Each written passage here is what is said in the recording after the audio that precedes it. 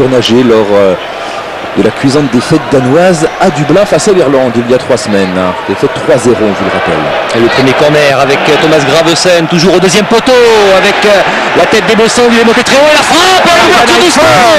Yann Heinze, le vétéran, 38 ans, à l'extérieur de la surface de réparation, une reprise en pivot. Il n'était pas sur des appuis très sûrs là, Yann Heinze, pourtant il n'a pas hésité. Et ce premier but est somptueux, on va le revoir, Christophe, avec un dégagement incertain de la défense israélienne. Regardez Heinze sans contrôle alors qu'il est désaxé, totalement désaxé.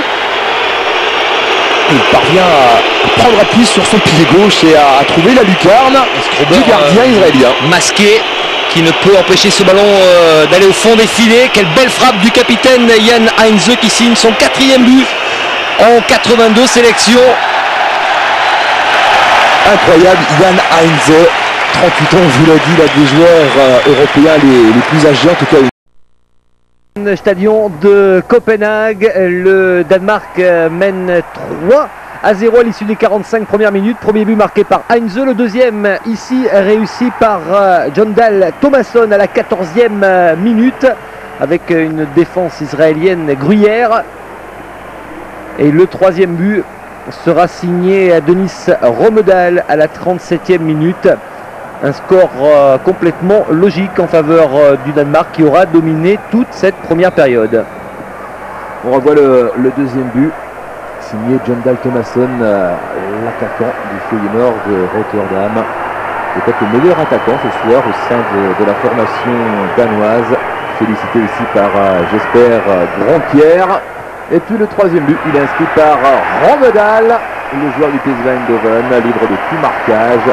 Rommedahl, dont le tir est détenu par un défenseur israélien. Cela fait 3-0 pour les Danois. Avec Benado qui trompe son gardien volontairement sur ses frappes à ras de terre de l'attaquant du PSV Eindhoven pour le troisième but danois. Les Danois ont donné la leçon au cours des 45 premières minutes. Aussi Benyoun du gardien Thomas Sorensen. Ouais, pas très évidente. Hein. Alors Sorensen a-t-il touché le pied d'appui? Penalty donc pour les joueurs israéliens, l'occasion de réduire la marque. Mais bon, tout cela est très anecdotique bien sûr. Il avait déjà amorcé son plongeon. En tous les cas, l'arbitre accorde le penalty. C'est tout de même l'occasion de prouver la fiabilité de Sorensen sur les tirs au but. Avi Nimni face à Sorensen, il ne tremble pas et il réduit le score dans le temps additionnel. Ça ne changera pas l'issue de cette rencontre.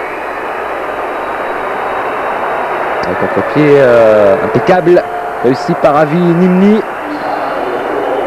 le joueur du Maccabi Tel Aviv. Intérieur pied gauche.